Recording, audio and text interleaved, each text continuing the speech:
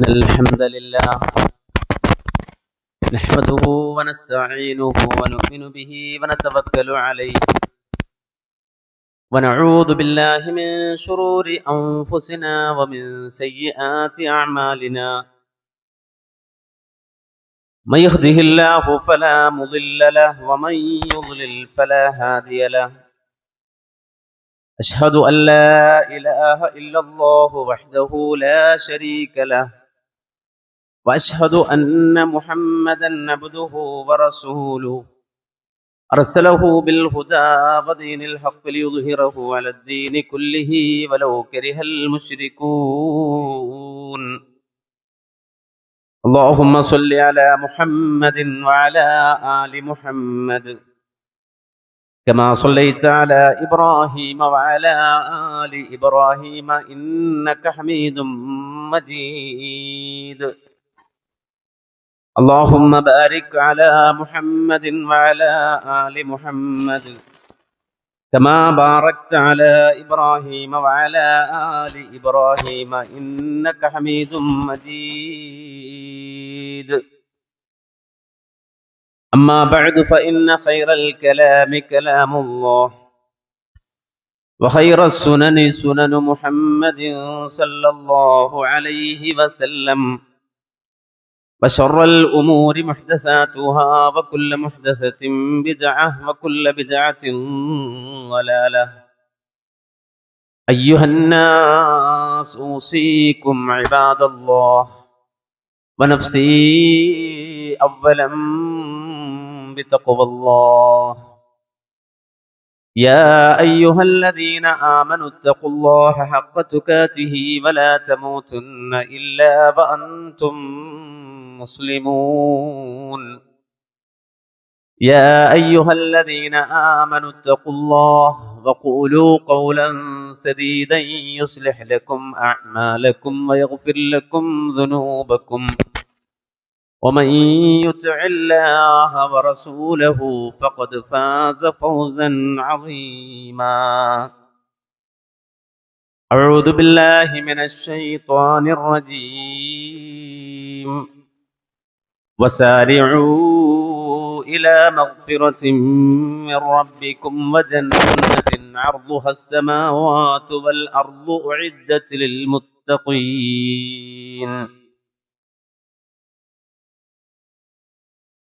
പ്രിയമുള്ള സത്യവിശ്വാസികളെ, സഹോദരങ്ങളെ, റബ്ബുൽ ആലമീനായ അല്ലാഹുവിൻ്റെ കൽപ്പനാ നിർദ്ദേശങ്ങൾക്ക് വിധേയരായി ജീവിതത്തിൻ്റെ സകല മേഖലകളിലും അല്ലാഹുവിനെ സൂക്ഷിച്ച് തഖ്വയോടെ ജീവിക്കണമേ എന്ന് എന്നെയും നിങ്ങളെയും ഉണർത്തുന്നു, വസിയ്യത്ത് ചെയ്യുന്നു. അല്ലാഹു സുബ്ഹാനഹു വ തആല നാം ഏവരെയും ആ നിലയിൽ ജീവിച്ചു മരിക്കാൻ അനുഗ്രഹിക്കുമാറാകട്ടെ. പരിശുദ്ധമായ പവിത്രമായ പുണ്യ റമദാൻ നമ്മിലേക്ക് സമാഗതമാവുകയാണ്. പുണ്യമാസത്തെ സ്വാഗതം ചെയ്യുന്ന ശഅബാൻ നമ്മിലേക്ക് കടന്നു വന്നു കഴിഞ്ഞു. ശഅബാൻ മുഹമ്മദ് നബി സല്ലല്ലാഹു അലൈഹി വസല്ലമ വളരെ കരുതലോടെ കണ്ട ഒരു മാസമാണ്. ഹിജ്റ വർഷത്തിൽ 8ാമത്തെ മാസമാണ് ശഅബാൻ എന്ന മാസം. അറബികളായ ആളുകൾ ഈ മാസത്തിന് ഇങ്ങനെ ഒരു പേരിടാൻ പല കാരണം പറയുന്നുണ്ട്.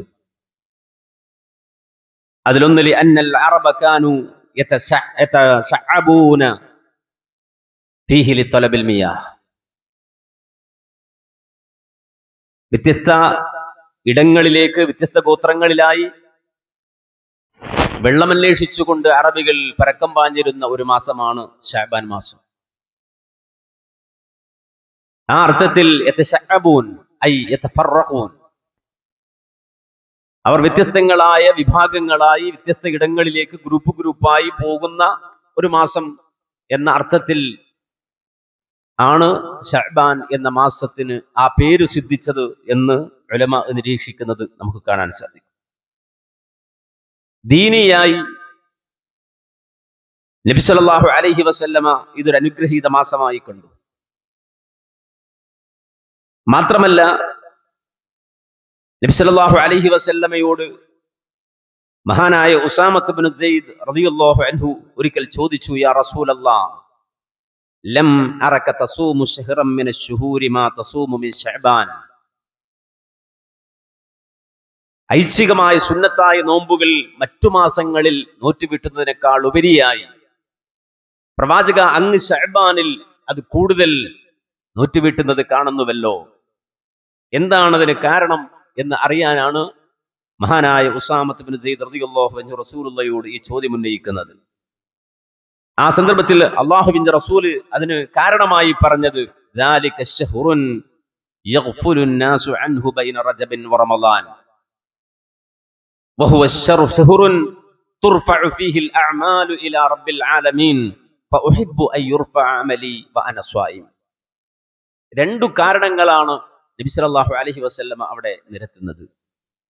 ഒന്ന്, ദാലിക ശഹ്റുൻ യഗ്ഫുലു الناس അൻഹു ബൈന റജബിൻ വറമളാൻ. റജബിന്റെയും റമളാനിന്റെയും ഇടയിൽ ആളുകൾ ഗഫ്ലത്തിലാകുന്ന, അശ്രദ്ധമാകുന്ന ഒരു സമയമാണ് ശഅബാന്റെ സമയം. റജബ് നമുക്കറിയാം, ജാഹിലിയ കാലം മുതൽ വളരെയധികം ബഹുമാനത്തോടെയും ആദരവോടെയും അറബികൾ കണ്ട ഒരു മാസമാണ് റജബ്.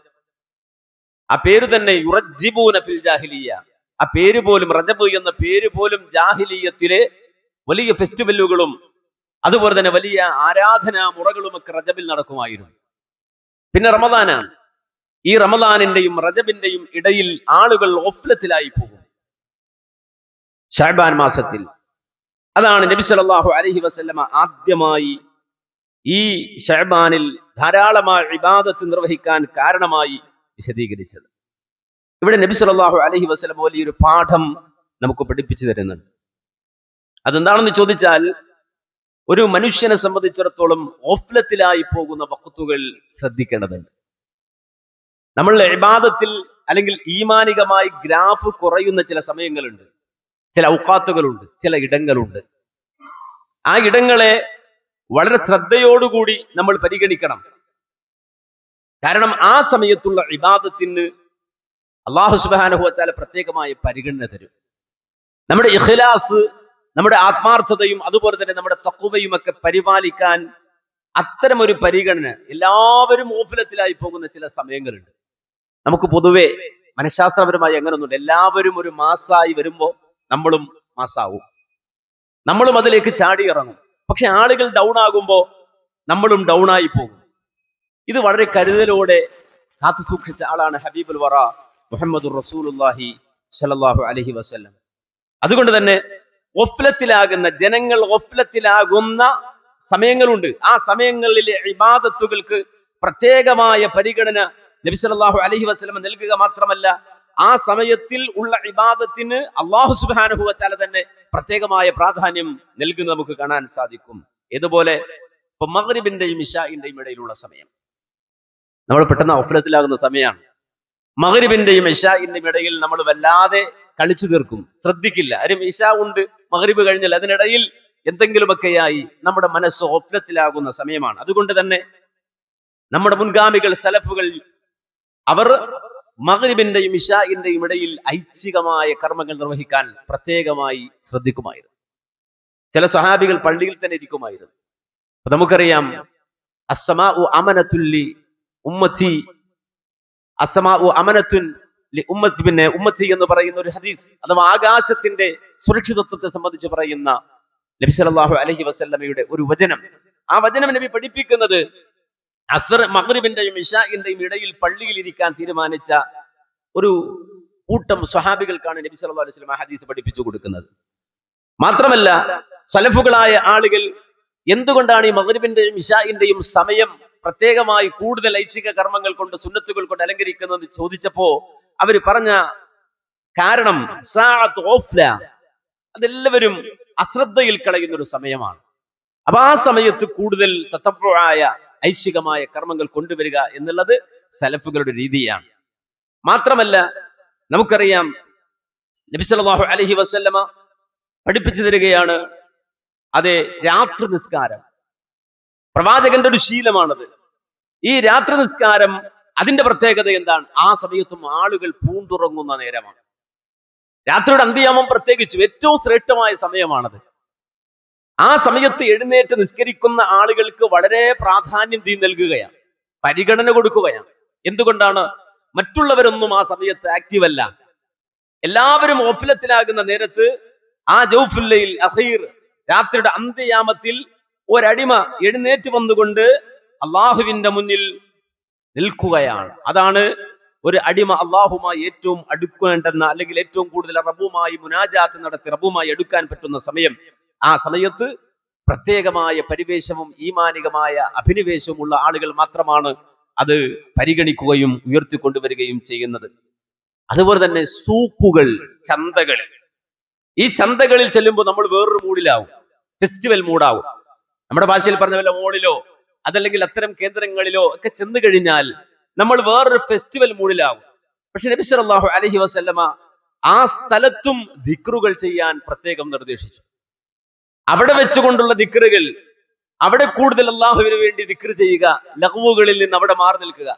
അഥവാ അത്തരമൊരു ഇടങ്ങളിൽ, അല്ലെങ്കിൽ നമ്മുടെ മനസ്സ് അള്ളാഹുവിന്റെ ദിക്റിൽ നിന്ന് തെറ്റുന്ന, ആ ചിന്തയിൽ തെറ്റുന്ന ഇടങ്ങളിൽ കൂടുതൽ ദിക്ർ ചെയ്യാൻ അള്ളാഹുവിന്റെ റസൂൽ സല്ലല്ലാഹു അലൈഹി വസല്ലമ നമുക്ക് നിർദ്ദേശം തരികയാണ്.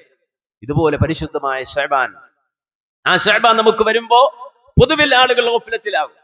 ആ ഓഫ്ലത്തിലാകുന്ന നേരത്ത് അള്ളാഹുവിലേക്ക്, റബ്ബിലേക്ക് അടുക്കാൻ, അള്ളാഹുവിലേക്ക് കൂടുതൽ അടുക്കാൻ ഒരടിമ ബോധപൂർവം ഒരുങ്ങുകയാണ്. ആരുമില്ലെങ്കിലും ഞാൻ അള്ളാഹുവിന്റെ ദിക്റിലുണ്ടാകും, ഞാൻ ഇബാദത്തിലുണ്ടാകും. ഒരു വലിയ ആൾക്കൂട്ടം ഇങ്ങനെ വരുമ്പോ അതിന്റെ കൂട്ടത്തിൽ കയറി വരുന്ന എന്നതിനേക്കാൾ ഉപരി നമ്മെ സംബന്ധിച്ചിടത്തോളം ആരുമില്ലെങ്കിലും, ആളുകൾ ഓഫ്ലത്തിലായാലും, ജനങ്ങളൊക്കെ ദിക്റിൽ നിന്ന് മാറിപ്പോയാലും എന്റെ ഖൽബ് അള്ളാഹുമായി ബന്ധപ്പെട്ട് നിൽക്കണം എന്ന ഒരു ശ്രദ്ധ നമ്മിൽ ഉണ്ടാക്കുന്ന രൂപത്തിലാണ് അള്ളാഹുവിന്റെ റസൂൽ ആ പ്രയോഗം നടത്തിയത്. ശഅബാൻ എന്ന് പറഞ്ഞാൽ ആളുകൾ ഓഫ്ലത്തിലാകുന്ന, അശ്രദ്ധയിലാകുന്ന ഒരു മാസമായതുകൊണ്ട് പ്രത്യേകം ഞാൻ അതിനെ പരിഗണിക്കുന്നു. രണ്ടാമത് റസൂലുള്ളാഹി സ്വല്ലല്ലാഹു അലൈഹി വസല്ലം പറഞ്ഞത് എന്താ? വഹുവ അശ്ശഹ്റു തുർഫഉ ഫീഹിൽ അഅമാലു ഇലാ റബ്ബിൽ ആലമീൻ ഫഉഹിബ്ബു അൻ യർഫഅ അമലി വഅന സ്വായിം. അല്ലാഹു സുബ്ഹാനഹു വ തആലയിലേക്ക് കർമ്മങ്ങൾ ഉയർത്തപ്പെടുന്ന ഒരു മാസമാണ്.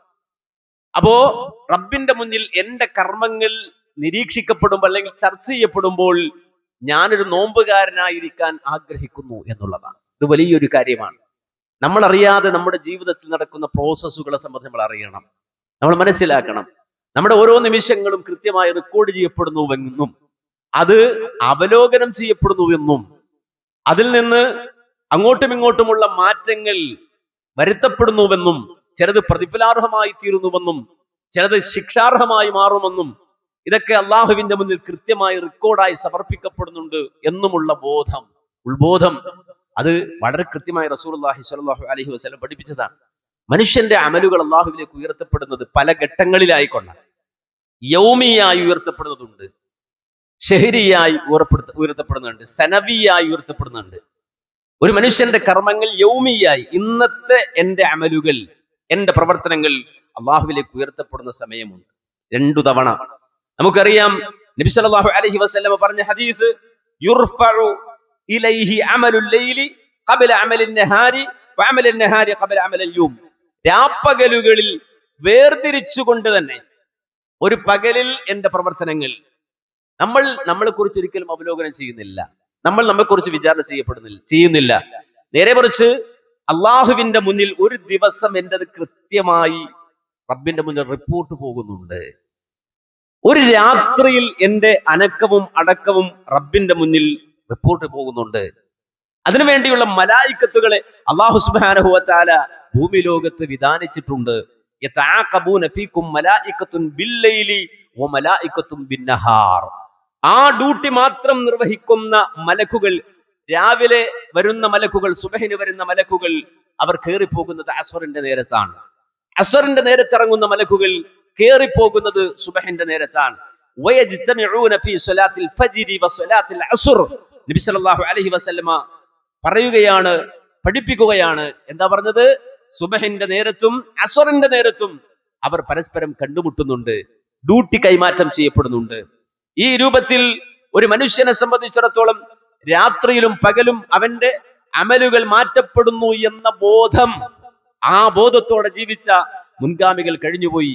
അതുകൊണ്ടാണ് ഇമാം ദഹ്ഹാഖ് യബ്കി ആഖിറൻ നഹാർ, അദ്ദേഹം പകലിന്റെ വൈകുന്നേരങ്ങളിൽ അദ്ദേഹം കരയുമായിരുന്നു, അസറിന്റെ നേരത്ത് കരയുമായിരുന്നു. അദ്ദേഹം എന്ത് പറഞ്ഞ അദ്ദേഹം കരയുന്നതില്ല? അല്ലാഹുവേ, ഇന്നത്തെ പകൽ, ഇന്നത്തെ എന്റെ ദിവസം നിന്നിലേക്ക് ഏത് കോലത്തിലാണ് അവതരിപ്പിക്കപ്പെട്ടത്? അല്ലാഹുവേ, ഇന്നത്തെ എന്റെ റിപ്പോർട്ട് എന്താണ് നിന്റെ മുന്നിൽ, നിന്റെ സമക്ഷത്തിൽ എത്തിച്ചേർന്നിട്ടുള്ളത് എന്ന് എനിക്കറിയില്ലല്ലോ അല്ലാഹ്. ഇന്നത്തെ എന്റെ അമൽ അല്ലാഹുവേ നിനക്ക് ഇഷ്ടപ്പെട്ടോ, നിനക്ക് തൃപ്തിപ്പെട്ടോ, അല്ലാഹുവേ നിന്റെ അടുക്കൽ സ്വീകാര്യമാണോ, അറിയില്ലല്ലോ എന്ന് പറഞ്ഞു ഇമാം ദഹ്ഹാഖ് വൈകുന്നേരങ്ങളിൽ കരയുമായിരുന്നുവെന്ന് അദ്ദേഹത്തിന്റെ ചരിത്രങ്ങളിൽ രേഖപ്പെടുത്തിയത് കാണാൻ കഴിയും. അപ്പൊ യൗമിയായി ഒരു ദിവസം ഉയർത്തപ്പെടുന്ന അമലുകൾ മാത്രമല്ല, ഉസ്ബൂഇയായി ആഴ്ചകളിൽ അള്ളാഹുവിന്റെ മുന്നിൽ നമ്മെക്കുറിച്ച് പറയുന്ന സമയമുണ്ട്, എന്നെയും നിങ്ങളെയും കുറിച്ച് പറയുന്ന സമയമുണ്ട്. ഈ ലോകത്തെ കോടാനക്കോടി മനുഷ്യരെ കുറിച്ച് ചർച്ച ചെയ്യപ്പെടും എന്നുള്ളതാണ്. അവിടെ ഉസ്ബൂഅ് അഥവാ ആഴ്ചകളിൽ ചർച്ച ചെയ്യപ്പെടുന്നത് യൗമൽ ഇത്നൈനി വ യൗമൽ ഖമീസ്. ആഴ്ചയിൽ 2 ദിവസം നോമ്പ് നോക്കൽ സുന്നത്താണ്. തിങ്കളാഴ്ച നോമ്പ് നോക്കൽ സുന്നത്താണ്, വ്യാഴാഴ്ച നോമ്പ് നോക്കൽ സുന്നത്താണ്. എന്തിനാണ് തിങ്കളും വ്യാഴവും നോമ്പ് നോക്കാൻ പറഞ്ഞത്? പല കാരണങ്ങളുണ്ട്. ആ പല കാരണങ്ങൾ, ഒന്ന്, തുഅറദു അഅ്മാലുൻ നാസി ഫീ കുല്ലി ജുമുഅ ഐ ഉസ്ബൂഇൻ മറത്തൈൻ യൗമൽ ഇത്നൈനി വ യൗമൽ ഖമീസ്. അഥവാ എല്ലാ ജുമുഅ എന്നുള്ള ആ വാക്കിന്റെ അവിടുത്തെ അർത്ഥം ഉസ്ബൂ, എല്ലാ ആഴ്ചകളിലും 2 തവണ മനുഷ്യന്റെ അഅ്മാലുകൾ അല്ലാഹുവിന്റെ മുന്നിൽ പ്രദർശിപ്പിക്കപ്പെടുന്നുണ്ട്. യൗമൽ ഇത്നൈനി വ യൗമൽ ഖമീസ്, അത് തിങ്കളാഴ്ചയും വ്യാഴാഴ്ചയുമാണ്. എന്നിട്ട് പറഞ്ഞു ഫയുഗ്ഫറു ലികുല്ലി അബ്ദിൻ മുഅ്മിൻ. നമ്മൾ മനുഷ്യരാണ്, തെറ്റുകൾ വരാം, സംസാരത്തിൽ തെറ്റാം, നോട്ടത്തിൽ തെറ്റാം, കേൾവിയിൽ തെറ്റാം, ചെയ്തികൾ, ചിന്തകൾ, അതൊക്കെ തെറ്റ് സംഭവിക്കാം. മനുഷ്യരാണ് നമ്മൾ. കുല്ലു ബനി ആദം ഖത്താഉൻ, ആദം മക്കളെല്ലാം തെറ്റു സംഭവിക്കുന്നവരാ. റബ്ബിന്റെ സമക്ഷത്തിൽ നമ്മുടെ അമലുകൾ, അതിൽ എന്തെങ്കിലും ഏറ്റക്കുറവുകളോ കുറ്റങ്ങളോ പോരായ്മകളോ ഉണ്ടെങ്കിൽ ഫയുഗ്ഫറു ലികുല്ലി അബ്ദിൻ മുഅ്മിൻ, മുഅ്മിൻ എന്ന പരിഗണനയിൽ, ഈമാനുള്ളവൻ എന്ന പരിഗണനയിൽ അല്ലാഹു സുബ്ഹാനഹു വ തആല നമുക്കൊന്ന് പുറത്തു തരും. ഇല്ലാ അബ്ദൻ ബൈനഹു വ ബൈന അഖീഹി ശഹനാ. മനസ്സിലാക്കണം. എന്നാൽ ചില മുഅ്മിനുകൾ, അവർ മുഅ്മിനാണ്, ഈമാനുള്ളവരാണ്, പക്ഷെ അവരുടെ ആ പാപങ്ങൾ, തെറ്റുകുറ്റങ്ങൾ അല്ലാഹു പൊറുക്കുന്നില്ല, അല്ലാഹു സുബ്ഹാനഹു വ തആല പൊറുക്കുന്നില്ല, അവർക്ക് മഗ്ഫിറത്ത് കിട്ടുന്നില്ല, അവർക്ക് വിട്ടുവീഴ്ച കിട്ടുന്നില്ല. എന്താണ് കാരണം? ആ മനുഷ്യനും തന്റെ സഹോദരനും ഇടയിൽ ഒരു ശഹന ഉണ്ട്, ഒരു ചേരിപ്പോര്, അതല്ലെങ്കിൽ ഒരു പക, അല്ലെങ്കിൽ ഒരു വിദ്വേഷം. ആ 2 അടിമകൾ, ആ മുഅ്മിനായ 2 അടിമകൾക്കിടയിൽ ഒരു വിദ്വേഷം, ഒരു പ്രശ്നമുണ്ട്. ആ പ്രശ്നം അവർ മസ്ലഹത്താക്കുന്നില്ല, ആ പ്രശ്നം അവർ പരിഹരിക്കുന്നില്ല, ആ പ്രശ്നം അവർ മുന്നോട്ട് കൊണ്ടുപോകാൻ, ഒരു പിണക്കം ഇങ്ങനെ മുന്നോട്ട് കൊണ്ടുപോകാൻ. ജ്യേഷ്ഠനും അനുജനുമാവാം, വാപ്പയും ഉമ്മയുമാകാം, മക്കളും മാതാപിതാക്കളുമാകാം, അയൽവാസികളാവാം, കൂട്ടുകാരാവാം. ആ പക അവരെങ്ങനെ കൊണ്ടുപോവുകയാണെങ്കിൽ മനുഷ്യന്റെ അമലുകൾ റബ്ബിന്റെ മുന്നിൽ ഹാജരാക്കപ്പെടുന്ന ആ സമയത്ത് അല്ലാഹു പറയുന്നത് ഉത്റുകൂ ഹാദൈനി ഹത്താ യഫീആ, ഇവരുടെ കാര്യം മാറ്റിവെച്ചേക്ക്, അവരുടെ പ്രശ്നം ഒന്ന് പരിഹരിച്ചതിനു ശേഷം ഇവന്റെ കാര്യം പരിഗണിക്കാം. അവർ തമ്മിലുള്ള പ്രശ്നം, ആ വിട്ടുവീഴ്ച പരസ്പരമുള്ള വിട്ടുവീഴ്ചയൊക്കെ നൽകി അവര് മാപ്പാക്കട്ടെ. ആദ്യം അവര് പൊറുക്കാൻ പഠിക്കട്ടെ, അവര് മാപ്പ് കൊടുക്കാൻ പഠിക്കട്ടെ, എന്നിട്ട് അവന്റെ കാര്യം പരിഗണിക്കാമെന്ന് റബ്ബ് സുബ്ഹാനഹു വ തആല ഇതാ പറയുമെന്നാണ്. യഫീആ എന്ന് പറഞ്ഞാൽ യർജിഅ വയതസ്വലിഹ, അവര് മടങ്ങി, അവർ നന്നാകട്ടെ, എന്നിട്ടേ അവന് മഗ്ഫിറത്തുള്ളൂ എന്നാണ്. അതുകൊണ്ട് തന്നെ ഈ തിങ്കളും വ്യാഴവും എന്നുള്ളത് മനുഷ്യന്റെ അമലുകൾ അല്ലാഹുവിന്റെ മുന്നിൽ ഹാജരാക്കപ്പെടുന്ന സമയമാണ്. ഇതൊക്കെ മുൻഗാമികൾ വളരെ ഗൗരവത്തോടെ കണ്ട വിഷയമാണ്. നമുക്കിതൊന്നും ശ്രദ്ധയിൽ തന്നെ വന്നിട്ടില്ല. മഹാനായ ഇബ്രാഹിം അൻ-നഖഈ അദ്ദേഹത്തിന്റെ ചരിത്രം പറയുമ്പോൾ നേരത്തെ ഇമാം ദഹ്ഹാഖിനെ കുറിച്ച് പറഞ്ഞതുപോലെ തന്നെ രേഖപ്പെടുത്തിയത് കാണാം. യബ്കി ഇല ഇംറഅതിഹി യൗമൽ ഖമീസി വതബ്കി ഇലൈഹി, ഭാര്യയും ഭർത്താവും ഒന്നിച്ചിരുന്ന് കരയുമായിരുന്നു. ഈ ഇമാം ഇബ്രാഹിം അൻ-നഖഈ കരഞ്ഞുകൊണ്ട് ഭാര്യയുടെ അടുക്കലിരിക്കും, ഭാര്യയും കരയുമായിരുന്നു. വയഖൂൽ, അവർ പറയും, അൽയൗമ തുഅറദു അഅ്മാലുനാ അലല്ലാഹി അസ്സ വജൽ, നമ്മൾ ഭാര്യയും ഭർത്താവുമാണ്, നമ്മുടെ അമലുകൾ അള്ളാഹുവിന്റെ മുന്നിൽ ഹാജരാക്കപ്പെടുന്നുണ്ട്, റബ്ബിന്റെ മുന്നിൽ ഹാജരാക്കപ്പെടുന്നുണ്ട്. നമുക്കറിയില്ലല്ലോ എങ്ങനെയാണ് അള്ളാഹുവിന്റെ മുന്നിൽ നമ്മുടെ ഈ ആഴ്ച കഴിഞ്ഞുപോയത്, എങ്ങനെയാണ് അവതരിപ്പിക്കപ്പെടുന്നത് എന്ന് പറഞ്ഞുകൊണ്ട് ഭാര്യയും ഭർത്താവും ഇബ്രാഹിം നഖഈയും അദ്ദേഹത്തിന്റെ ഭാര്യയും കരീമായിരുന്നുവെന്ന് അതേ ലതായിഫുൽ മആരിഫ് എന്ന ഗ്രന്ഥത്തിൽ അദ്ദേഹത്തിന്റെ ചരിത്രം പറയുന്നിടത്ത് രേഖപ്പെടുത്തിയത് കാണാൻ സാധിക്കും. അതുപോലെ തന്നെ ആഴ്ചക്ക് പുറമെ സനവിയായി അഥവാ വർഷത്തിൽ ഒരു മനുഷ്യന്റെ അമലുകൾ ഒന്നിച്ച് ഒരു കൊല്ലം മുഴുവനുമുള്ള ഡീറ്റെയിൽസ് അവതരിപ്പിക്കപ്പെടുന്നുണ്ട്. അതാണ് നബി സല്ലല്ലാഹു അലൈഹി വസല്ലം പറഞ്ഞത്, വഹുവ ശഹ്റുൻ തുർഫഉ ഫീഹിൽ അഅമാൽ തുർഫഉ ഫീഹിൽ അഅമാലു ഇലാ റബ്ബിൽ ആലമീൻ. റമദാൻ ആരംഭിക്കുന്നതിന് മുമ്പ്, തൊട്ടു മുമ്പ് മനുഷ്യന്റെ അമലുകൾ മുഴുവനും അള്ളാഹുവിന്റെ മുന്നിൽ ഹാജരാക്കപ്പെടുന്നുണ്ട് എന്ന് പറഞ്ഞത്.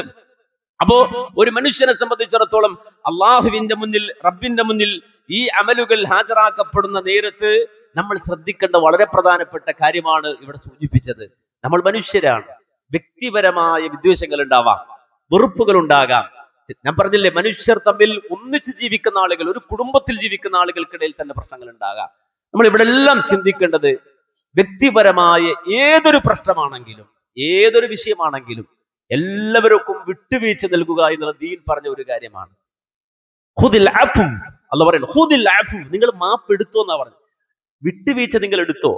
ഖുദിൽ അഫു, ഖുദ് എന്ന് പറഞ്ഞാൽ നിങ്ങൾ എടുക്കുക എന്നാണ് എൻ്റെ അർത്ഥം. ഖുദ്, നീ എടുക്ക്. എന്താ എടുക്കേണ്ടത്? അൽ അഫു, മറ്റുള്ളവർക്ക് മാപ്പ് കൊടുക്കുക എന്നുള്ളത് നിന്റെ ഒരു സവിശേഷതയായി നീ എടുക്കുക എന്നുള്ളതാണ്. ഒരിക്കലും പകയോ വിദ്വേഷമോ മനസ്സിൽ കൊണ്ടു നടക്കരുത്. നബി സല്ലല്ലാഹു അലൈഹി വസല്ലമ ഒരു കാര്യത്തിലും, വ്യക്തിപരമായ ഒരു കാര്യത്തിലും നബി സല്ലല്ലാഹു അലൈഹി വസല്ലം ഒരാളോടും വിദ്വേഷം വെച്ച് പുലർത്തിയിട്ടില്ല. മുഹമ്മദ് നബി സല്ലല്ലാഹു അലൈഹി വസല്ലം ഒരു കാര്യത്തിലും വിദ്വേഷം വെച്ച് പുലർത്തിയിട്ടില്ല. അതൊരു സ്വർഗീയമായ അവസ്ഥയാണെന്നാണ്. സ്വർഗത്തിലുള്ള പുയ്യാപ്പിളമാരെ കുറിച്ചും അവിടെയുള്ള വീട്ടുകാരികളെ കുറിച്ചും പറയുന്ന ഒരു വാചകമുണ്ട് ഹദീസിൽ. സ്വർഗത്തിലെ വീട്, ആ വീട്ടിലെ സ്വഭാവത്തെ കുറിച്ച് പറയുന്നത്, അവിടുത്തെ ഇണയുടെ സ്വഭാവത്തെ കുറിച്ച് പറയുന്നത്, തന്റെ ഇണയുടെ മുഖമൊന്ന് കറുത്താൽ അല്ലെങ്കിൽ ഒരു ചെറിയ പ്രയാസം ആ മുഖത്ത് പ്രതിഫലിച്ചാൽ ഇണ വന്ന് കയ്യിൽ പിടിച്ച് പറയുമെന്നാണ്, ഞാൻ ഈ കൈയെടുക്കില്ല, നിങ്ങൾ എനിക്ക് വിട്ടുവീഴ്ച തന്നാലല്ലാതെ, നിങ്ങൾ എനിക്ക് വിട്ടു തന്നാലല്ലാതെ ഈ കൈ ഞാൻ വലിക്കില്ല എന്ന് പറഞ്ഞുകൊണ്ട് ആ തന്റെ പ്രിയതമന്റെ, തന്റെ ഇണയുടെ വിട്ടുവീഴ്ചക്ക് വേണ്ടിയിട്ട് കെഞ്ചുന്ന ഒരു അവസ്ഥ സ്വർഗമാണ്, സ്വർഗത്തിലെ ഇടം അവിടുത്തെ അവസ്ഥയാണെന്ന് ഹബീബുൽ വറ മുഹമ്മദുർ റസൂലുള്ളാഹി സ്വല്ലല്ലാഹു അലൈഹി വസല്ലം പഠിപ്പിക്കുകയാണ്. അതുകൊണ്ട് വ്യക്തിപരമായ മനുഷ്യർക്കിടയിൽ നിൽക്കുന്ന ആ വിഷയങ്ങൾക്ക് മുഴുവനും സ്വതന്ത്രമായി, നിരുപാധികമായി മാപ്പ് കൊടുക്കാൻ പഠിക്കണം എന്ന് റസൂലുള്ളാഹി സ്വല്ലല്ലാഹു അലൈഹി വസല്ലം നടന്നു പോകുന്ന സന്ദർഭത്തിൽ ഒരാള്, പ്രവാചകൻ, ഒരു അറാബി, ഒരു കാട്ടറബിയാണ് അയാൾ. എങ്ങനെയാണ് പെരുമാറേണ്ടതെന്ന് അറിയില്ല, കൾച്ചർ അറിയില്ല. അള്ളാഹുവിന്റെ റസൂലിന്റെ തോളത്തൊരു പരിക്കൻ, നമ്മുടെ ടർക്കി പോലൊരു തുണി റസൂലിനെ ഇങ്ങനെ കഴുത്തിലിട്ടിരിക്കുകയാണ്. നബി സല്ലല്ലാഹു അലൈഹി വസല്ലമയുടെ കഴുത്തിലിട്ടിരിക്കുകയാണ്. ഇയാൾ വന്ന് ഒരൊറ്റ വലിയ കൊണ്ട് വലിച്ചു. ഈ ടർക്കി പോലെ ഒരു പരിക്കൻ തുണി കഴുത്തിലിട്ട് ഇങ്ങനെ വലിച്ചാൽ പ്രവാചകന്റെ കഴുത്തിന്റെ ഒരു ഭാഗം മുതൽ മറ്റേ ആ ഭാഗം വരെ തൊലി ഇങ്ങനെ അടർന്നുപോയി, ചുവപ്പ് വീണു. പ്രവാചകൻ നന്നായി വേദനിച്ചു. എന്നിട്ട് ഇയാൾ പറയാണ്, എന്തെങ്കിലും താന്നോ, ആച്ചിൽമാൻ കുറച്ച് പൈസ ഇങ്ങോട്ട് തരാം. നിങ്ങൾ ആലോചിക്കുക, വലിച്ചിട്ട് പോവല്ല, ആച്ചിൽമാൻ എനിക്ക് കുറച്ച് പൈസ വേണം, പൈസ ഇങ്ങോട്ട് തരാൻ പറഞ്ഞു. നബി സല്ലല്ലാഹു അലൈഹി വസല്ലം ഉടനെ തന്റെ കൂടെ ഉണ്ടായിരുന്ന ആൾ വിളിച്ചിട്ട്, അയാൾക്ക് എന്താണോ അദ്ദേഹത്തിന് നിങ്ങൾ കൊടുക്കുക, അദ്ദേഹത്തിന് എന്താണോ അദ്ദേഹം ആവശ്യപ്പെടുന്നത് അദ്ദേഹത്തിന് നിങ്ങൾ കൊടുക്കുക. റസൂലുള്ളാഹി സ്വല്ലല്ലാഹു അലൈഹി വസല്ലമയുടെ ജീവിതത്തിൽ നിങ്ങൾ മനസ്സിലായി, നമ്മൾ റസൂലിനെ കുറിച്ച് മാനവരിൽ മഹോന്നതൻ എന്നൊക്കെ നമ്മൾ പറയും, വെറുതെ പറയല്ല, അതൊരു വെറും വാക്കല്ല. അള്ളാഹുവിന്റെ റസൂലിന്റെ വ്യക്തി ജീവിതത്തിന്റെ പ്രത്യേകതകൾ നബി ഏറ്റവും അധികം ഉപദ്രവിച്ച ആളാണ് അബ്ദുല്ലാഹിബ്നു ഉബയ്യ് ഇബ്നു സലൂൽ. അബ്ദുല്ലാഹിബ്നു ഉബയ്യ് ഇബ്നു സലൂൽ എന്ന് പറയുന്ന മനുഷ്യൻ ഇസ്ലാമിക ലോകത്തെ ഏറ്റവും അധികം പ്രയാസപ്പെടുത്തിയ മനുഷ്യനാണ് ഈ മുനാഫിഖായ.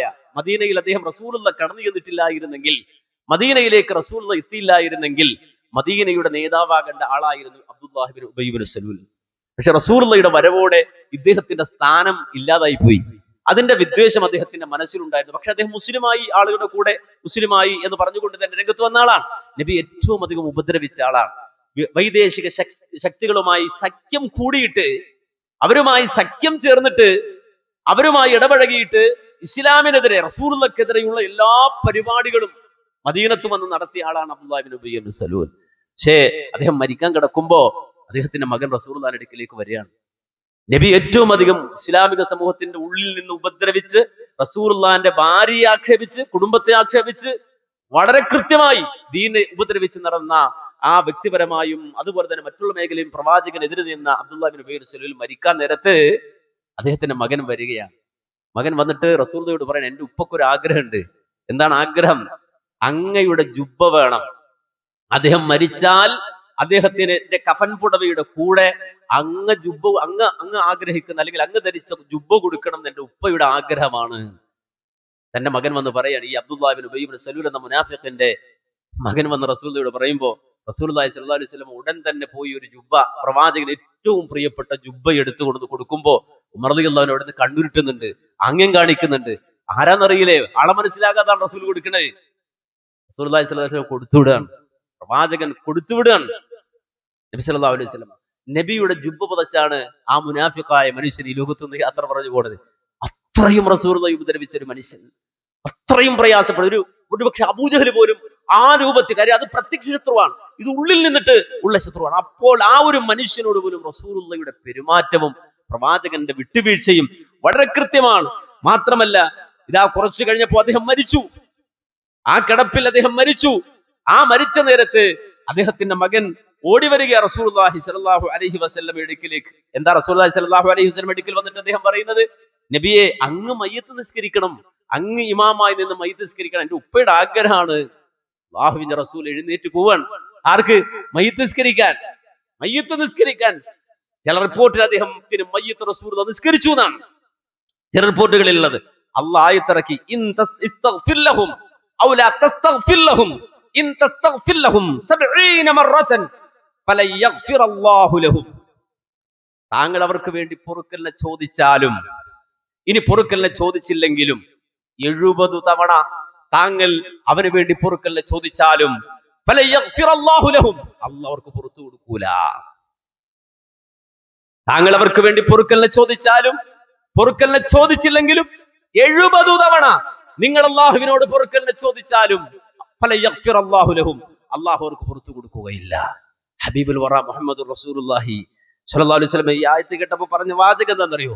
71ാമത്തെ വട്ടവും ഞാൻ ചോദിക്കും അല്ലാഹുവിനോട്, 71ാമത്തെ വട്ടവും അല്ലാഹുവേ എന്റെ ശത്രുവിന് പുറത്തു കൊടുക്കണേ എന്ന് ഞാൻ റബ്ബിനോട് ചോദിക്കും. കാരണം 70 വട്ടം എന്നല്ല ക്ലോസ് വെച്ചത്, 71ാമത്തെ വട്ടവും ഞാൻ അല്ലാഹുവേ അദ്ദേഹത്തിന് പുറത്തു കൊടുക്കണേ. അതാ റസൂലുള്ളാഹിന്റെ ഖൽബ്, അതാ റസൂലുള്ളാഹിന്റെ മനസ്സ്.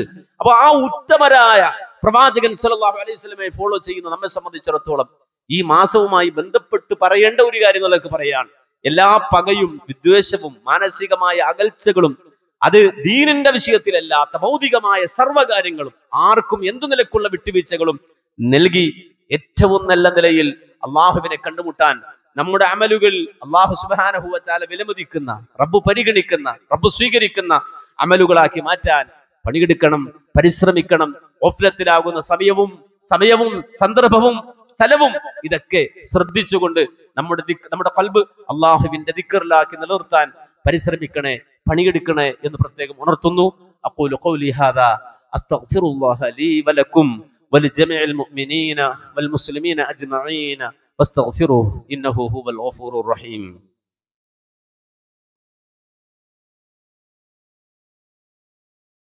ഇന്നൽ ഹംദലില്ലാഹ് വസ്സലാത്തു വസ്സലാമു അലാ അശ്റഫി റസൂലില്ലാഹ് വഅലാ ആലിഹി വസ്വഹ്ബിഹിൽ ഫായിസീന ബിറിദല്ലാഹ് അമ്മാ ബഅദ്. അള്ളാഹുവിന്റെ കൽപ്പനകളെ മാനിച്ച് തഖ്വയോടെ ജീവിക്കണമേ എന്ന് പ്രത്യേകം ഉണർത്തുന്നു. അള്ളാഹു തൗഫീഖ് നൽകി അനുഗ്രഹിക്കുമാറാകട്ടെ. പ്രിയമുള്ള സഹോദരങ്ങളെ, പരിശുദ്ധ റമളാൻ നമ്മിലേക്ക് സമാഗതമാകുന്ന സമയത്ത് കൂടുതൽ ഉണർന്ന് പ്രവർത്തിക്കേണ്ടതാണ് വിശ്വാസികളുടെ സ്വഭാവം എന്നുള്ളത് നമ്മൾ മനസ്സിലാക്കിയെങ്കിൽ അതിന്റെ ഭാഗമായി അത് പരിഗണിച്ചുകൊണ്ട് തന്നെ നമ്മുടെ ഈ ക്യാമ്പസിലെ വിദ്യാർത്ഥികൾ അവരൊരുമിച്ച് സംഘടിച്ച് അഹ്ലൻ റമളാൻ ഹലാബത്തുൽ ഖുർആൻ, ശുദ്ധ ഖുർആനിന്റെ മാധുര്യം അനുഭവിക്കുന്ന ഒരു സന്ധ്യ, ഒരു വൈകുന്നേരം ശുദ്ധ ഖുർആന്റെ ആയാത്തുകളിലൂടെയും അതുപോലെ തന്നെ അതിന്റെ സന്ദേശങ്ങളിലൂടെയും നമ്മുടെ മനസ്സിനെയും നമ്മുടെ ശരീരത്തെയും നമ്മുടെ ചുറ്റുപാടുകളെയും ഒക്കെ സന്നിവേശിപ്പിച്ചുകൊണ്ട് ആ നിലക്ക് നമ്മുടെ ജീവിതത്തെ അലങ്കരിക്കാൻ ഇന്ന് വൈകുന്നേരം ഇവിടെ ഒരു ഖുർആൻ നഗർ ഒരുങ്ങുന്നുണ്ട്. നമ്മളെല്ലാവരും അറിഞ്ഞിട്ടുണ്ടാകും. അതോടൊപ്പം തന്നെ ആ നഗരിൽ വെച്ചുകൊണ്ട് വിശുദ്ധ ഖുർആൻ ഹൃദ്യസ്ഥമാക്കി ജീവിക്കുന്ന ഖുർആൻ എന്ന് പറയാൻ കഴിയുന്ന ഹാഫിളുകളായ ആളുകൾ 6 പേരാണ് അള്ളാഹുവിന്റെ തൗഫീഖ് കൊണ്ട് നമ്മുടെ ഇന്നത്തെ ഈ ദിവസം ഈ ഹിഫ്ള് അക്കാദമിയിൽ നിന്ന് ഹാഫിളുകളായി പുറത്തിറങ്ങുന്ന 6 മക്കളാണ്. അവരുടെ അഭിമാനമുള്ള, അല്ലെങ്കിൽ അവരുടെ ജീവിതത്തിലെ ഒരു വലിയ ആഗ്രഹം മുന്നിൽ കണ്ടുകൊണ്ട് അവർ നടത്തിയ അധ്വാനത്തിന്റെ, അവരുടെ പരിശ്രമത്തിന്റെ, അവരുടെ എഫർട്ടിന്റെ, വീട്ടിൽ നിന്ന് മാറി നിന്ന് സമയം ചെലവഴിച്ച് രാവും പകലും അവരിരുന്ന് പഠിച്ച് ഹൃദ്യസ്ഥമാക്കി അങ്ങനെ വിശുദ്ധ ഖുർആൻ അവരുടെ ഉള്ളിലേക്ക്, റബീഉ ഖൽബ് എന്ന് പറയുമ്പോൾ വിശുദ്ധ ഖുർആൻ ഹൃദയ വസന്തം എന്ന് പറയുമ്പോൾ അത് അക്ഷരാർത്ഥത്തിൽ തന്നെ വിശുദ്ധ ഖുർആൻ ഉള്ളിൽ ഹൃദയത്തിൽ കൊണ്ട് നടക്കാൻ കഴിയുന്ന അവസ്ഥയിലേക്ക് പ്രാപ്തരായ 6 മക്കൾക്ക് ഇൻഷാ അല്ലാഹ് ഇന്ന് സനദ് നൽകുന്നുണ്ട്. നമ്മളെല്ലാവരും ആ പരിപാടിയിൽ പങ്കെടുക്കണം, നമ്മുടെ മക്കളെ അതിൽ പങ്കെടുപ്പിക്കണം. കാരണം എന്ന് വെച്ചാൽ ഇത് കണ്ട് മനസ്സിലാക്കി വരുന്ന കുട്ടികൾ, എനിക്ക് ഖുർആൻ ഹാഫിളാകണം എന്ന് ആഗ്രഹിക്കുന്ന കുട്ടികൾ, നമ്മുടെ കുടുംബത്തിൽ നമ്മുടെ പേരക്കുട്ടികളിൽ ആരെങ്കിലും ഒരാൾക്ക് ആ ഒരു മനസ്സുണ്ടായാൽ അൽഹംദുലില്ലാഹ്, ആ ഒരു മനസ്സ് മതി, അവർ അതിനു വേണ്ടി മാറ്റിവെക്കുന്ന സമയം മതി. ഒരുപക്ഷെ അള്ളാഹുവിന്റെ മുന്നിൽ നമുക്ക് കിട്ടാവുന്നത് വലിയൊരു കിരീടമാവാം. സ്വർഗത്തിൽ ഒരു വലിയ കിരീടം ധരിച്ചെത്താൻ കഴിയുന്ന ഒരു സാഹചര്യം അള്ളാഹു നമുക്ക് ഇണക്കി തരാം. അതുകൊണ്ട് എല്ലാ ആളുകളും ആ ഒരു പരിപാടിയിലേക്ക് വന്നു ചേരണമെന്ന് പ്രത്യേകം ഉണർത്തുകയാണ്. കാരണം ആലിമുകളെയാണ് നമുക്ക് വേണ്ടത്, ആലിമുകളെയാണ് നമുക്ക് വേണ്ടത്, പണ്ഡിതന്മാരെയാണ് നമുക്ക്. ഖുർആൻ പഠിച്ചാൽ അവൻ ആലിമാണ്, സംശയമില്ല. എല്ലാ ആലിമുകളും ഹാഫിളായിക്കൊള്ളണമെന്നില്ല, എല്ലാ ആലിമീങ്ങളും ഹാഫിളായിക്കൊള്ളണമെന്നില്ല. പക്ഷേ ഹാഫിളുകൾ അവർ ആലിമുകളാണ്, അവർ ഉള്ളിൽ ഖുർആൻ ഉണ്ട്. അപ്പോ സ്വാഭാവികമായും ആലിമുകളെ സമൂഹത്തിന് വേണം. പ്രത്യേകിച്ച് ഇക്കാലം ആലിമുകൾ കുറഞ്ഞു വരികയാണ്, അറിവുള്ളവർ കുറഞ്ഞു വരികയാണ്, വേണ്ടപ്പെട്ടവർ തന്നെ മരണപ്പെട്ടു പോവുകയാണ്, ഇസ്സത്തുള്ള ആലിമീങ്ങൾ കുറഞ്ഞു പോവുകയാണ്, ദീനോട് താല്പര്യമുള്ള ആലിമീങ്ങൾ കുറഞ്ഞു പോവുകയാണ്. അതിന്റെ ഒടുവിൽ നമ്മളിൽ നിന്ന് വേർപിരിഞ്ഞു പോയി ബഹുമാനനായ എം എം മദനി. ഒരുപക്ഷെ നമുക്കൊരു ചെറിയ മനുഷ്യനാണ്, കാര്യം അദ്ദേഹം എല്ലാവരോടും സ്നേഹത്തോടെ ഇടപഴകുന്ന ആളാണ്. ആരെ കണ്ടാലും ചിരിക്കുന്ന, ഏത് കുട്ടിയെ കണ്ടാലും ഓടി വന്ന് കൈപിടിച്ച് വിശേഷങ്ങൾ ചോദിക്കുന്ന, വാപ്പയുടെ അടുക്കൽ ഉമ്മയുടെ കാര്യങ്ങൾ ഒക്കെ ചോദിച്ച് വിവരമറിയുന്ന, എവിടെങ്കിലും ഒരു മരണമുണ്ടെന്ന് പറഞ്ഞാൽ ഓടിയെത്തുന്ന അദ്ദേഹം അവസാന നിമിഷങ്ങളിൽ കീമോ ചെയ്ത് തളർന്നു കിടക്കുന്ന സമയത്ത് പോലും നിന്ന് മയ്യത്ത് നിസ്കരിക്കാൻ കഴിയാത്തടങ്ങളിൽ പോയി കാത്തിരുന്നിരുന്ന് നിസ്കരിച്ച് വന്ന കഥകൾ പോലും പല ആളുകളും പറയുമ്പോഴാണ് നമുക്കും അദ്ദേഹത്തിന്റെ ആ ഹിർസ്, അതിലേക്കുള്ള താല്പര്യം മനസ്സിലാകുന്നത്. ഒരുപക്ഷെ ഒരു വലിയ അറിയപ്പെട്ട ആളാണ്. ഒരുപക്ഷെ അമേരിക്കൻ യൂണിവേഴ്സിറ്റി, ചിക്കാഗോ പോലുള്ള യൂണിവേഴ്സിറ്റിയിൽ പോലും പരാമർശിക്കപ്പെട്ട ആളാണ് എം എം മദനി. ഒരുപക്ഷെ നമുക്ക് അദ്ദേഹം ചെറിയ മനുഷ്യനാവാം. അമേരിക്കൻ യൂണിവേഴ്സിറ്റികളിൽ പോലും തിസീസുകളിൽ പരാമർശിക്കപ്പെട്ട ആളാണ് എം മദനി സാഹിബ്. അപ്പൊ ചില ആളുകൾ അത്ഭുതത്തോടെ ചോദിക്കും, അങ്ങനെ ഉണ്ടോ? ഉണ്ട്, അമേരിക്കൻ യൂണിവേഴ്സിറ്റിയുടെ. കാരണം ലോക ചരിത്രത്തിൽ ഖാദിയാനികളുമായി നടന്ന മുബാഹലയിൽ, അതിന് മുബാഹല വാചകങ്ങൾ സ്വന്തം കുടുംബത്തോടൊപ്പം എഴുന്നേറ്റ് വന്ന് ഉറക്കെ വിളിച്ചു പറഞ്ഞു ചൊല്ലി റസൂലുള്ളാഹിന്റെ റിസാലത്തിന് സാക്ഷ്യം വഹിച്ച ആളാണ് എം എം മദനി. ചെറിയ ആളല്ല, നമ്മുടെ മുന്നിൽ ഒരു ചെറിയ മനുഷ്യൻ. പക്ഷേ റസൂലുള്ളാഹിന്റെ റിസാലത്ത് കാലഘട്ടത്തിൽ മിർസാ ഗുലാം അഹ്മദ് ഖാദിയാനി അന്തിമ പ്രവാചകനാണെന്ന്, അല്ലെങ്കിൽ പ്രവാചകനാണെന്ന് വാദിച്ച് മുഹമ്മദ് റസൂലുള്ളാഹിന്റെ ഖാത്തിമുൻ നുബുവത്തിനെ ചോദ്യം ചെയ്ത് കടന്നു വന്ന ആളുകൾ മുബാഹലക്ക് വെല്ലുവിളിച്ചപ്പോ, ശാപപ്രാർത്ഥനക്കുണ്ടോ എന്ന് വെല്ലുവിളിച്ചപ്പോ, ഞാനുണ്ട്, ഞാൻ ആ വാചകം ചൊല്ലിക്കൊടുക്കും എന്ന് പറഞ്ഞാൽ ആ റസൂലുള്ളാഹിയുടെ റിസാലത്തിന്റെ ഖാത്തിമ, അതിന്റെ പൂർത്തീകരണത്തിന് വേണ്ടി മുബാഹല ചെയ്യാൻ ഞാൻ റെഡിയാണെന്ന് പറഞ്ഞ് എഴുന്നേറ്റ് നിൽക്കുക മാത്രമല്ല, ആ സമയത്ത് എഴുന്നേറ്റ് വന്ന് ഈ ലോക മുസ്ലിം ഉമ്മത്തിന് വേണ്ടി, ലോക മുസ്ലിം ഉമ്മത്തിന്റെ പ്രതിനിധിയായി നിന്നുകൊണ്ട് മുബാഹല വാചകം ചൊല്ലിക്കൊടുത്ത ആളാണ് എം എം മദനി. ധാരാളമായി ആഖിറത്തിനെ കുറിച്ച് പ്രസംഗിച്ചിരുന്ന ആളാണ് എം എം മദനി. പഴയകാല ആളുകൾക്കൊക്കെ നമുക്കറിയാം അദ്ദേഹത്തിന്റെ പ്രഭാഷണങ്ങള്, പ്രസംഗങ്ങള്, അത് വരുത്തിയ മാറ്റങ്ങള്. ആ രൂപത്തിൽ പ്രവർത്തിച്ച ദീനിനു വേണ്ടി ഉൾക്കാമ്പോടുകൂടി പ്രവർത്തിക്കുക മാത്രമല്ല, ദീനിനൊരു പ്രതിസന്ധിയിലാകുന്ന ഘട്ടത്തിൽ എഴുന്നേറ്റ് നിന്നുകൊണ്ട് ധൈര്യസമേതം എന്തു സംഭവിച്ചാലും ഞാൻ അതിന് തയ്യാറാണ് എന്ന് പറഞ്ഞ് ആർജവത്തോടെ എഴുന്നേറ്റ് നിൽക്കുന്ന ആലിമുകൾ, പണ്ഡിതന്മാർ. സഹോദരങ്ങൾ, അത് കാലത്തിന് ആവശ്യമാണ്, സമൂഹത്തിന് ആവശ്യമാണ്. നമ്മിൽ നിന്ന് അത്തരത്തിലുള്ള ഉലമാഉകൾ വേർപെട്ടു പോകുമ്പോൾ അവരുടെ പിന്നാലെ, അവരുടെ പിൻഗാമികളായി ഊർജ്ജസ്വലരായ ആർജവമുള്ള ഉലമ എഴുന്നേറ്റ് വരണം. അല്ലാഹു സുബ്ഹാനഹു വ തആല നമ്മിൽ നിന്ന് വേർപെട്ടു പോയ ആ പണ്ഡിതന് അദ്ദേഹത്തിന്റെ ഖബറിടം വിശാലമാക്കി കൊടുക്കുമാറാകട്ടെ. അദ്ദേഹത്തിന്റെ അമലുകൾ അല്ലാഹു സുബ്ഹാനഹു വ തആല സ്വീകരിക്കുമാറാകട്ടെ. അദ്ദേഹത്തിന്റെ ജീവിതത്തിൽ സംഭവിച്ചു പോയ ചെറുതും വലുതുമായ സർവമാന തെറ്റുകുറ്റങ്ങളും അല്ലാഹു സുബ്ഹാനഹു വ തആല അഫ്വ് ചെയ്ത് മഗ്ഫിറത്ത് നൽകി അല്ലാഹു അദ്ദേഹത്തെ സ്വർഗ്ഗസ്ഥനായി സ്വീകരിക്കുമാറാകട്ടെ. അല്ലാഹു സുബ്ഹാനഹു വ തആല നമ്മയും നമ്മുടെ മാതാപിതാക്കളെയും ബന്ധുജനങ്ങളെയും സ്നേഹിതന്മാരെയും ആ നിലയിൽ അല്ലാഹുവിന്റെ അടുക്കൽ ഉന്നതരായി എത്തുന്ന വിശ്വാസികൾ ഉൾപ്പെടുത്തി അനുഗ്രഹിക്കുമാറാകട്ടെ. اللهم اغفر المؤمنين والمؤمنات والمسلمين والمسلمات الأحياء منهم والأموات إنك مجيب الدعوات وقاضي الحاجات. اللهم أجرنا من النار، اللهم أجرنا من النار، اللهم أجرنا وأجر والدينا من النار. ربنا اغفر لنا ولإخواننا الذين سبقونا بالإيمان ولا تجعل في قلوبنا غلا للذين آمنوا ربنا إنك رؤوف رحيم. والحمد لله رب العالمين.